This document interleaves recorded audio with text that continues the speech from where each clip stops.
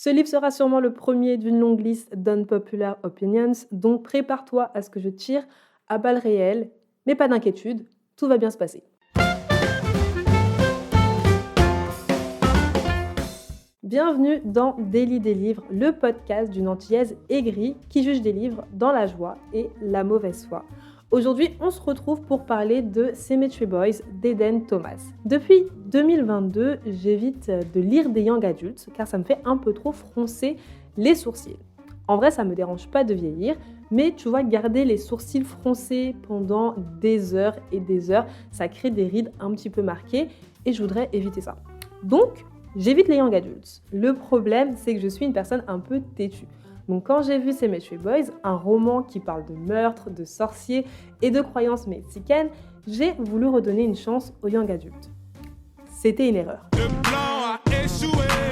Donc de quoi parle Cemetery Boys ? C'est l'histoire de Yadriel, un jeune bourreau transgenre qui souhaite que sa famille l'accepte comme tous les autres sorciers de leur communauté. Quelques jours avant la célébration d'El Dia de los Muertos, son cousin Miguel disparaît. Donc pour prouver qu'il mérite sa place parmi les Bruros, Yadriel tente de le retrouver grâce à ses pouvoirs. Mais comme tout adolescent de 16 ans, son ego dépasse ses capacités. À aucun moment, ça lui traverse l'esprit qu'il est inexpérimenté. Résultat des courses, au lieu de retrouver son cousin, il invoque le fantôme de Julian, un jeune de son lycée qui vient de mourir. Yadriel a donc deux énigmes à résoudre. Il doit retrouver son cousin et découvrir l'assassin de Julian avant de l'aider à passer dans l'au-delà. Déjà, j'étais persuadée que Cemetery Boys serait plein de rebondissements. Mais il s'avère que l'intrigue était aussi plate que la feuille sur laquelle j'écris actuellement cette chronique. J'ai vécu la première partie du roman comme une trahison. La disparition de Miguel arrive au 2e chapitre. L'apparition de Julian au 3e chapitre. Et après ça, rien, c'est le néant. Il n'y a plus rien du tout. Yadriel et sa cousine Maritza vont au lycée, ils rigolent ensemble, ils parlent avec leurs proches, mais ils oublient un point important. Je suis là et je voudrais bien qu'ils avancent dans leur enquête. Ce qui fait que jusqu'à la toute fin du roman, Yadriel, Maritza et Julian attendent que la résolution du mystère leur tombe du ciel et moi j'étais là comme une... à les regarder attendre. Ce qui m'amène quand même à cette question. Est-ce qu'on aurait hypé Cemetery Boys si les personnages n'étaient ni latinos ni queer? Moi, je pense que la question, elle est vite répondue. Je commence sincèrement à me demander si la façon dont on promeut la représentation dans la littérature n'est pas un problème. Là, on a une intrigue qui manque clairement de développement, de rebondissement, et en plus de ça, la fin est assez prévisible. Mais sous prétexte d'avoir enfin de la représentation, on ferme les yeux face aux faiblesses du roman. Conclusion, un livre que je trouve plus que moyen devient un best-seller qu'on recommande partout. Après, tu me diras, 50 Shades of Grey, c'est également un best-seller, donc il y a sûrement de la place pour tout le monde. Mais est-ce qu'on souhaite mettre un roman en avant uniquement parce qu'il propose de la représentation ? Personnellement, et ça sera sûrement un unpopular opinion, mais ma réponse est non. J'apprécie un livre car je considère que l'histoire est bien construite, parce que je peux m'identifier aux personnages ou à ce qu'ils vivent. Il y a tout plein d'autres raisons pour lesquelles je peux apprécier un roman. Cependant, tu ne me verras jamais faire la promotion d'un livre en donnant comme principal argument que les personnages ou l'auteur sont noirs. Je sais qu'on est dans une époque où il y a énormément de communautés, donc on fait tous partie de la communauté d'un youtubeur, d'une communauté ethnique ou d'une communauté qui a une orientation sexuelle, mais lorsqu'on fait partie d'une communauté minoritaire, je pense que c'est important de rappeler qu'on n'est pas seulement sa communauté, mais qu'on est également un individu à part entière. Et c'est ce que je reproche à Cemetery Boys, ou peut-être plus à ses critiques. On l'acclame pour être un roman queer latinx, mais je te rappelle que dans le synopsis, on me l'a vendu comme un roman magique, sombre et mystérieux. Et where is le sombre et le mystérieux ?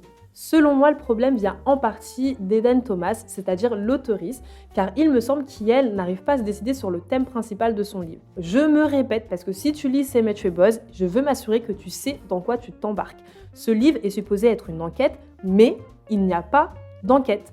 Le thème du livre, c'est l'acceptation de la transidentité de Yadriel. L'objectif de Yadriel, c'est d'être totalement accepté par sa famille.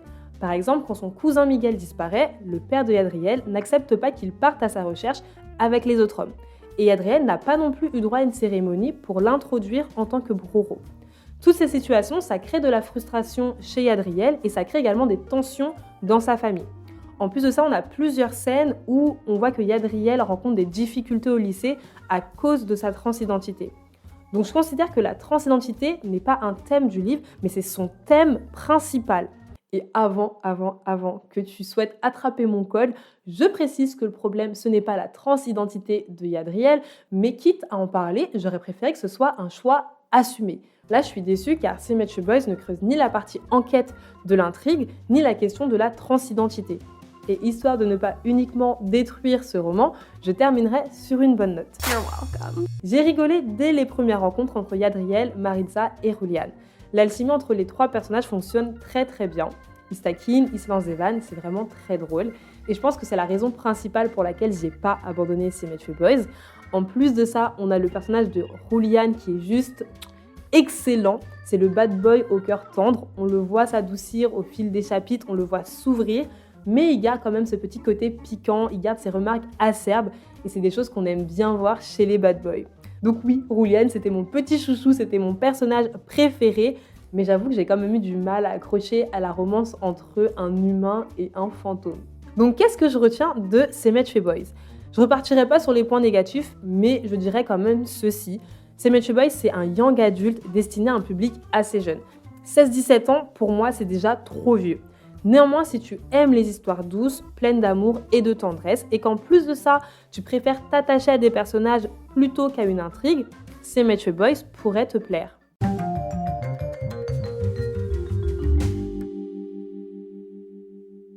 Si toi aussi tu as été traumatisé par l'absence de résolution de mystère dans See Met Your Boys, je te propose un roman gothique avec un réel mystère à résoudre et destiné à un public adulte. Le roman que je te recommande aujourd'hui, c'est Yellow Jessamine de Caitlin Starling. Dans ce roman, on suit Evelyne Perdanu. Elle gère une société de transport maritime et pour éviter que sa société ne fasse faillite, elle va tenter d'arrêter l'épidémie qui tue les habitants de sa ville depuis que son bateau a accosté. Et voilà, on arrive à la fin de mon retour sur See Met Your Boys d'Eden Thomas. Et au prochain épisode, on va suivre une mère qui abandonne son enfant pour vivre le rêve américain. J'espère que mon retour t'aura permis de découvrir ta prochaine lecture, ou mieux, de t'éviter de perdre ton temps avec un livre qui ne te plairait pas. Et si tu lis par procuration, j'espère que tu auras passé un bon moment en ma compagnie. Et si c'est le cas, je t'invite à mettre 5 étoiles au podcast Daily des livres et à le partager à un ami qui a besoin de lecture dans sa vie. Sur ce, je te dis à la prochaine, je t'envoie des cœurs sucrés. Tchuss!